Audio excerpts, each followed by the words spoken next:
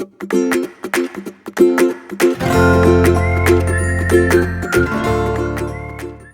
lovelies, it's Emma from Doodles of Wiltshire. If we haven't met, I raise mini to medium cockapoos. I'm based in Salisbury in the UK. So Lani and Max's puppies are now 6 weeks old, and in this video there's quite a lot to cover. So they have their vet visit where they get their vaccines and their microchips, as well as an all-round vet check. So I'll include some footage of that. We'll also find out if any puppies are still available, an update on that. And also, you might recall from last week's video that this is Winnifred. So Winnifred is green collar, and she is the one who I am keeping with a view to being part of the Doodles of Wiltshire breeding programme. So one of the things that I'm going to do today is talk a little bit about Wisdom Panel's premium dog DNA collection kit and DNA kind of testing in general, essentially. So this kit is about £100. There are some discount codes around, so maybe it's £80, but sort of 80 to £100. And you get the results usually in about 3 weeks. So if we send it off tomorrow, because today's a Sunday, but if we send it off tomorrow, then we'll hopefully get the results back in 3 weeks, and we'll talk about the results. So there are different tiers of DNA tests that you can get. So some which are sort of some health aspects, but not all of them. You can get tests that just tell you about their coat genetics and things like that. I like to get the premium, the full whack, so everything. So this premium one, this tests for over 265 genetic health risks. And yes, I do know the parents, but it's still good to have your own record of the puppy, and also all the coat stuff, actually, with her being a future mama, hopefully, is also what's super interesting. So there's lots of reasons to do the genetic testing. So as I say, 265 health risks. I've got a list just nearby. Yeah, so whether she is or isn't kind of fully furnished, so all things about her coat, and colours that she carries and things like that. Relatives you can find, so obviously her mum will be on there and things like that. So that's always quite interesting to see, you know, who all the relatives are. And obviously you don't want to breed her with someone who is a close relation either. Given doodles can sometimes be a bit of a mixture. When you do these DNA tests, you can see what breeds are actually in the dog. So going back however many generations, I guess, you might have like a 1% this and a 2% that, as well as obviously the sort of Cocker Spaniel and the Poodle that we'll expect to see. It's super interesting to, you know, and yeah, in all reality, there's all sorts often in a doodle, but we love them. And then obviously the other reason is it contributes to science that helps all dogs in the future. So you know, they learn so much, these laboratories and these scientists that study this genetic material, and there's so many fascinating things you can learn from it, really, about what risks they might be predisposed to and things like that, but just all sorts of things, really. It just builds the data bank, I guess, of information about dogs and how we can learn to kind of look after them better and all that kind of thing. So let's do the test. So she hasn't fed from Lani today, so if she had fed from Lani, I think Lani will do one more feed today. She's getting to the point where they're very, you know, 1 or 2 a day. She's coming to the end. If she had fed from Lani, I would have to leave it 2 hours, because she wouldn't want Lani's DNA in her mouth to contaminate, so to speak, the DNA test. So we open it up, and inside there is, I'm not sure if it's going to focus on it, but there's basically there's 2 swabs inside, which I'm going to open up in a moment. And I'll be writing my details on the front. And then there is, you're my love. And then there's an envelope, a prepaid envelope, to be putting the sample back in. And then there's instructions. Now, I do want to make sure I follow the instructions, because I think it's, you know, you don't want to mess up £100 kit, you know. Okay, so I obviously don't want to touch the end, so I'm going to take one of them. They don't dislike this. It's not, you do sort of have to rub inside their gum quite a bit, but they probably would rather you didn't. But It's not like, it doesn't taste of anything, it's just, is that going to focus? I'd have to do that influencer thing where you do that. Even then, it's hard to see. So it's just like sort of bristly, you know. Right, come and then pop it. Let's get this in your little mouth, shall we? If she had eaten food recently, they've just woken up from a nap, and she's just done a wee, and then before she headed for the food bowl, I thought, let's just do this quickly. So I am just twisting this, and I'm going to want to rub it along. Oh, she doesn't mind it too much. You're a good girl, aren't you, Winnifred? So I'm going to just, that's it, good girl. Good girl. Yeah. Let's just, I want to scrape it along her gum, really. Just, you basically want to make sure you get cells on it. I think that's probably enough. You're doing good. You're not bothered by it, are you? Okay.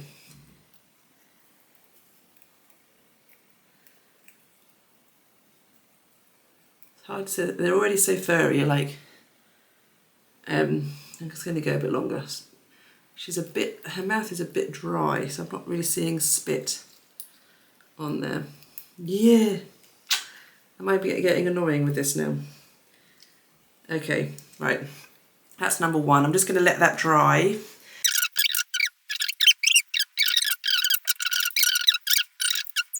You're doing so good. I think we probably have got enough on both of those. So let's just leave those for 5 minutes. So when those results come through, I will come on here and I'll show you what they look like. It's so exciting when you get the email to say that the results are ready. You know, it's just fascinating. They've got, isn't she just beautiful? Are you the most beautiful girl, Winnifred? Yeah. Look at those ears. Oh yes, you're beautiful. So in terms of other health testing that Winnifred will undergo, when she's just over a year old, she'll go and have her hips and sort of elbows and all that kind of tested, and her heart and things like that. So there's some other checks that you can get done to get, you know, just to kind of make sure that she's like good for breeding from, essentially. So that's obviously like a year away, yeah. So.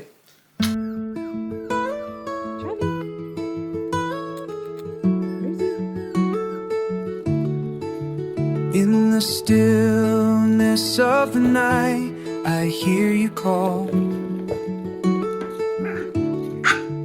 Every whisper echoes down these empty halls.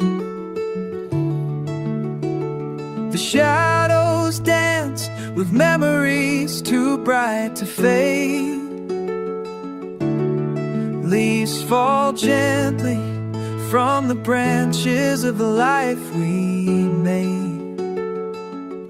But there's a fire within, though the cold winds blow. I'll find the truth in dreams where only we can go.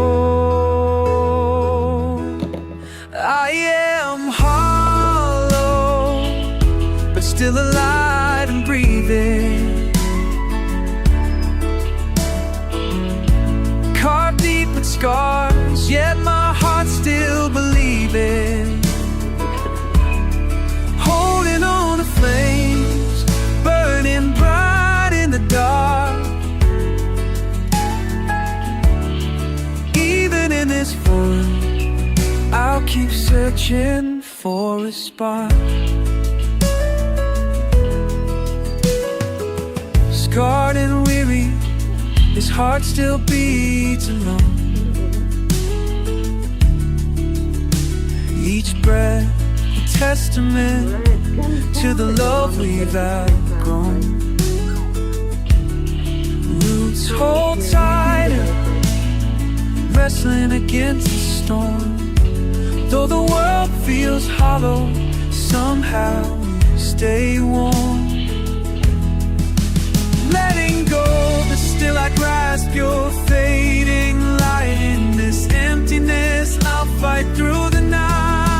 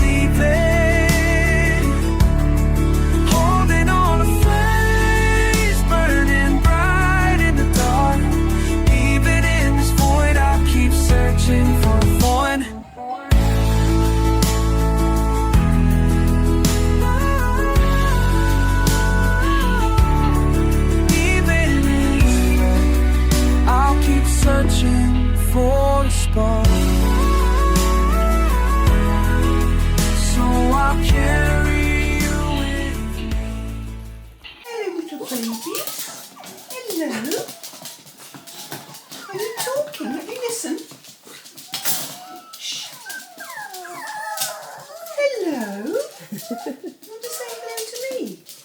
Hello. Oh, aren't you little cuties? Who's this one? This one's a big one. What colour? Red, that's the boy. That's Charlie. I can't see his colour. Oh yes, hello big boy. Hello these lovely little girly wigs, aren't you? Yes. Okay, so we are going to head to the vets today for their microchips, their vaccines and their all over vet check. So let's go. My mum has arrived. She's helped me get the puppies into the car. So they are loaded up. So let's go. Okay, so this is my mum. Say hello. Hi. And they are all loaded up in the back, just there. They're doing okay. So let's head off. They're super cute.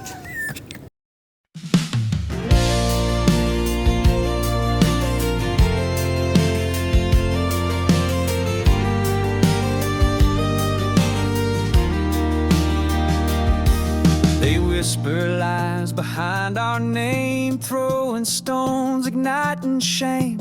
But through the hurt and silent cries, your mercy, Lord, still fills the skies. They laughed when we were down so low, but grace kept falling like the snow. No riches, but we've never lacked. You filled the holes where love was cracked. Though the world turns cold and blind, your love's the anchor we still find. They cursed our name, tried to erase, but you stood firm and filled our space. With every storm we stood within, your peace poured out and healed our skin. They tried to break this faithful line, but you, oh Lord, made our hearts shine.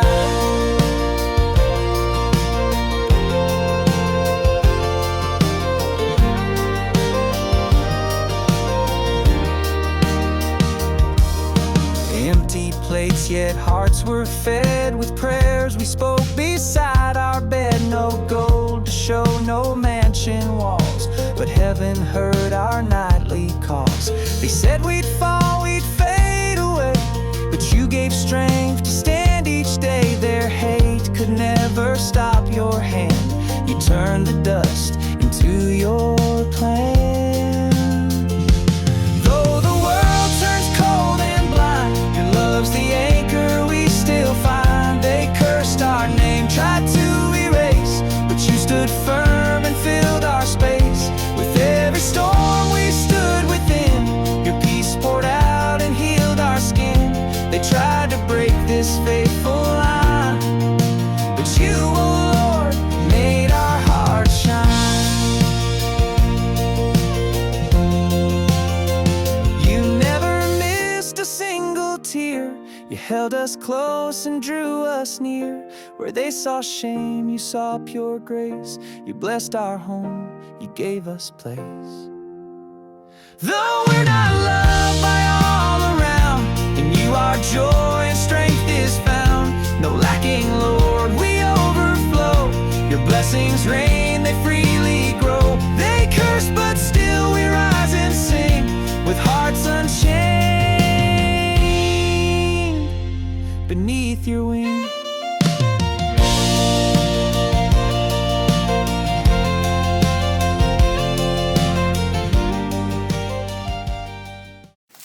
Well, we are back home from the vets, and they're having a little feed from Lani.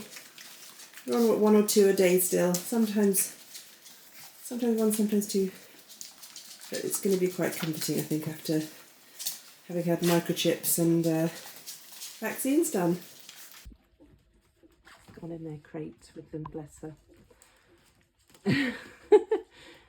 Is it a bit snugger there for all of you? She's still cleaning them all. She's such a good mum, honestly. She's just a brilliant, brilliant mum. And you're a good Auntie Lola. You're an Auntie Lola. I'm expecting them to sleep for most of the day because the vaccine tends to make them drowsy. That's Winnifred just at the front there, just fighting sleep for a little bit longer, I think. So we also changed out the travel crate for these individual, like these small kind of crates, and they're generally splitting themselves across kind of two of them on the whole. Sometimes there's two and two and two.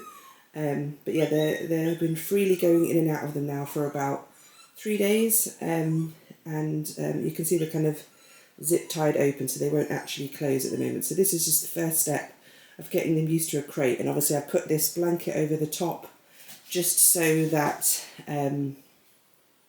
it feels a bit more den-like, because this is really what they feel really secure if it's kind of feels like their own little den. So here are the puppies. You can see that I know it's super disgusting, that all of this is how I find it in the morning. So they are now basically everything is in the toilet tray, which is really, really fantastic. They're doing so good. Sometimes when they're out playing, they're a little bit further from the toilet, and so they don't always do it in the right place. But when they're in here, but I am actually now going to transform this again. So this has been great for this last kind of like 10 days or so. I can't think how long ago I did this now, but they are, because of how much space these crates as well take up. I'm gonna just completely change all of this area again and give them some more space. So that is this morning's job, because they are just ready for some more space. They have, as I say, they are out playing 3 or 4 times a day, either outside or they have a whole run of this room with all their toys set out. But I'd quite like them to just have their main space just be bigger as well. So I'm going to work on that now. So this is what I have transformed their area into. So much more space, and it will be like this now for the next 2 weeks until they go home. So at the moment they're just sleeping across these bottom crates, and I'm not shutting the doors, so they're just going freely in and out of that. They will start to have incremental amounts of time in those crates before they go home, so that they are quite used to going in crates. Also, I'm about to clean them out, but you can see, I'm not going to go too close because you don't need to see it that close, that they are generally, I know, they are generally going over there to do all of their 1s and 2s. They want some cuddles now, which is why they're saying hello. But yeah, so we're getting there with the crate training and toilet training. And now it's all clean. All good to go. And I've got their sounds on with on the iPad. We've been going through all the sounds that we talked about a couple of weeks ago, getting used to them all. I'm out in the beautiful Wiltshire countryside. There is ignore this behind me, archaeological explorations are happening nearby, so that's why this is on the ground. I'm going to talk a little bit about guardian homes and what they are. So guardian homes are a way that I can continue to be a breeder but not have to have lots and lots of dogs in my home, which would be too much really. So it means that every single dog in Doodles of Wiltshire has a family that is theirs forever, basically. But I retain breeding rights, and so I can breed from that dog, on their sort of second, third heat, that kind of thing.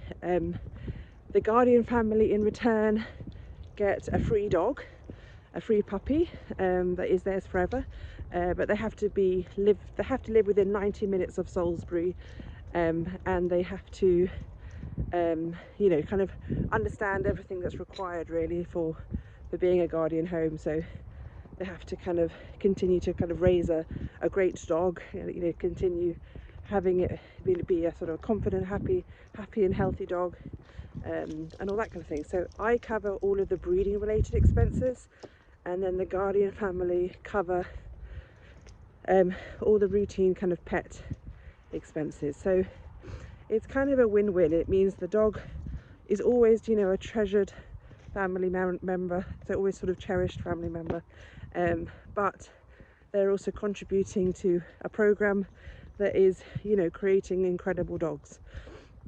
So I'm super passionate about it.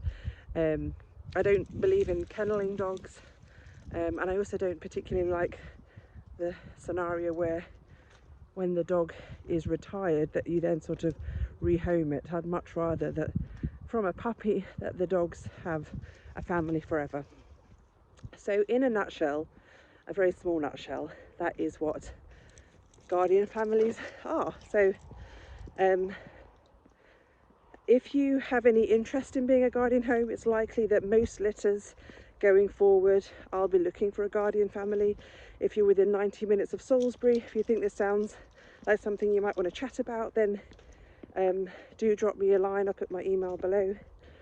I'll also put a link below to the section of our website where there's even more information really about guardian homes. But essentially, to qualify, you have to be within 90 minutes of Salisbury, and you have to be willing to kind of recognise that there's times when they're breeding where they will be with me for, say, could be sort of 6 to 8 weeks really. So being mindful of that really, that's a long time to be away from the dog.